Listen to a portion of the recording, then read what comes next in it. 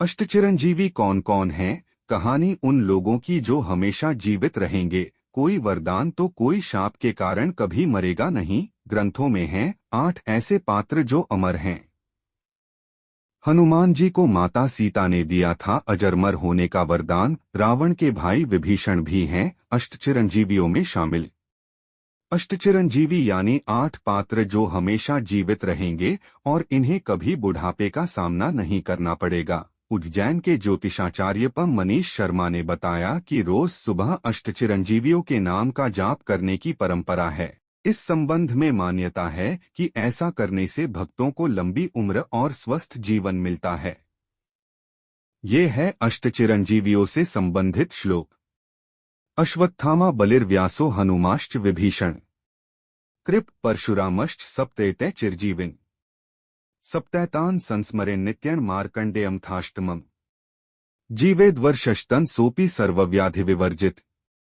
इस श्लोक की शुरू की 2 पंक्तियों का अर्थ यह है कि अश्वत्थामा, बलि, व्यास, हनुमान, विभीषण, कृपाचार्य और परशुराम ये 7 चिरंजीवी हैं।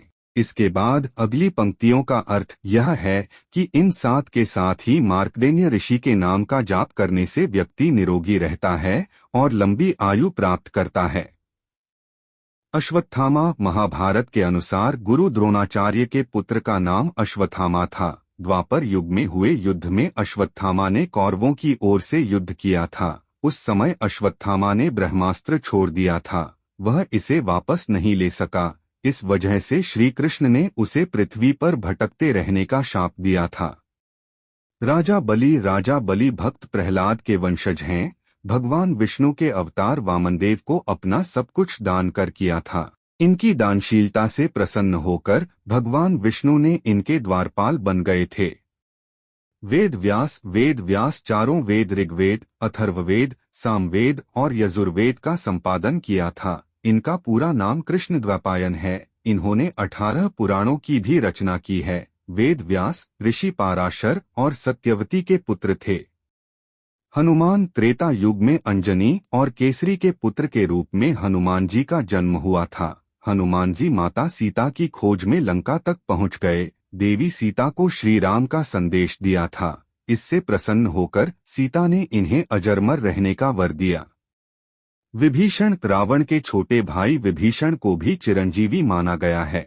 विभीषण ने धर्म के युद्ध में धर्म का साथ दिया। विभीषण ने रावण को बहुत समझाया था कि वह श्री राम से बैर न करें, लेकिन रावण नहीं माना। रावण के वध के बाद श्री राम ने विभीषण को लंका सौंप दी थी। कृपाचार्य महाभारत में कौरव और पांडवों के गुरु कृपाचार्य बताए हैं। वे परम तपस्वी ऋषि हैं। अपने तप के बल इन्हें भी चिरंजीवी माना गया है। परशुराम भगवान विष्णु के दशावतारों में छठा अवतार परशुराम का है। परशुराम के पिता ऋषि जमदग्नि और माता रेणुका थीं। इनका प्रारंभिक नाम राम था।